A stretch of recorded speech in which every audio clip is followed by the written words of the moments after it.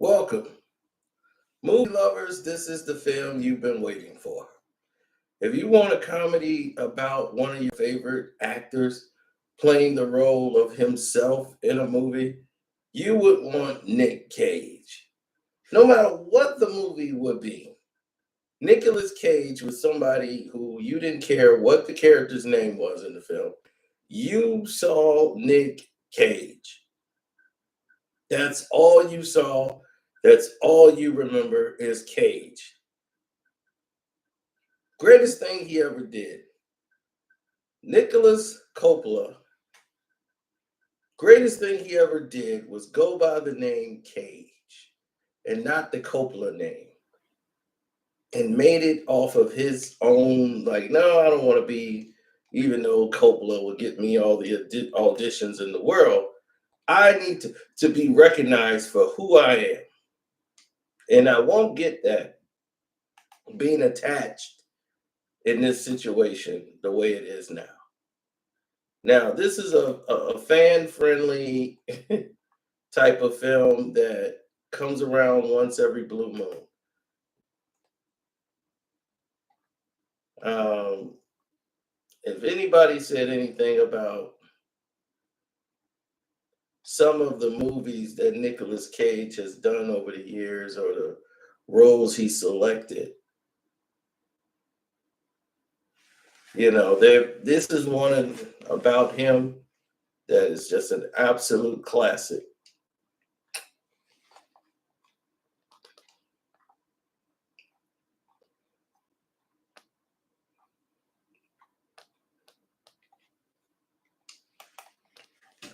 Well, he plays basically a cartoon character of himself. That's what makes it, he's not afraid to poke fun at himself or take himself too seriously to be putting himself in a situation, that he really truly was in. Nick Cage was definitely reported, lost all his millions, squandered his money, and then he was, trying to find a way to make things work.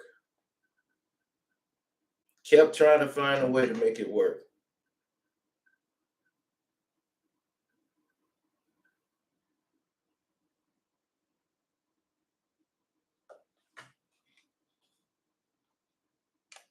And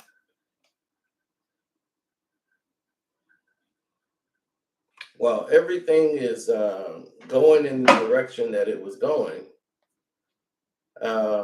you started to see things change. You started to see attitude, tone, perceptions, what people deemed as reality was starting to change before people's eyes.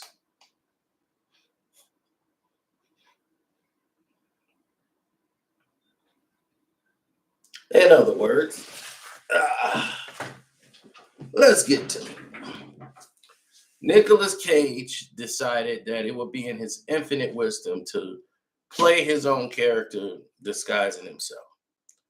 Pedro Pascal plays this fan who runs this, got all these millions of dollars. He runs this cartel, so apparently, and these FBI agents are watching him, played by Tiffany Haddish and that what's his name, Baronos. And these two are watching this drug lord, and he wants to pay $1 million just to have a weekend stay or overnight stay where Nick Cage comes out and visit him for like a weekend, and he gets $1 million to hang out with Nick Cage.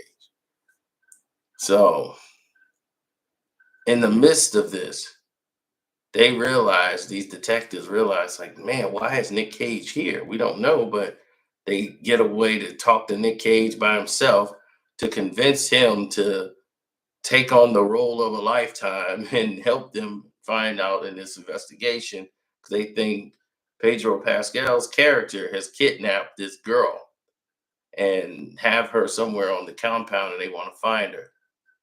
So This leads to a whole big mess.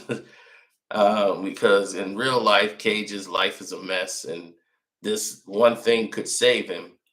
And this whole time, this guy is like loves Nick Cage and loves his films, thinks he's a mega star, and that he's treated like that in America when he actually isn't.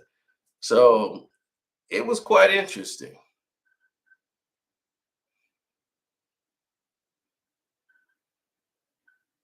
Um, yeah, it had a lot of heart in it because in the movie, Cage is trying to connect with his daughter. And you see this guy, Pedro Pascal, really invited him out because he wants him to hear his script. He had sent it to his agent and everything, but he really wanted the script to be read by, Nick Cage. So that was that. It wasn't met because Nick Cage didn't have it, but him and this guy had so much in common that they actually liked the same type of things. That he was even teaching Nick Cage something about movies and film. And Cage was like, he was actually right. This guy is great. So it was a lot of heart in the movie, which I'm quite sure Nick Cage is always going to try to incorporate some heart into the film because you actually have to give a damn. Plus, it's just downright entertaining. So,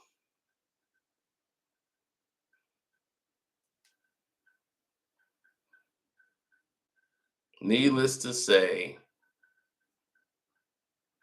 it was a fun ride. And that is Nick fucking Woo Cage.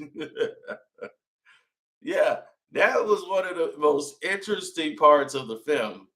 His ego, he ends up talking to this alter ego of himself.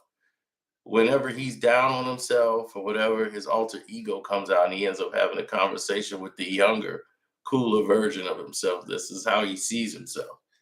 Like, and that person never like grows up. He was always that self cocky and into his talent. You are a superstar. Woo! Like a Ric Flair like version of himself. And that guy is intense every time he sees him.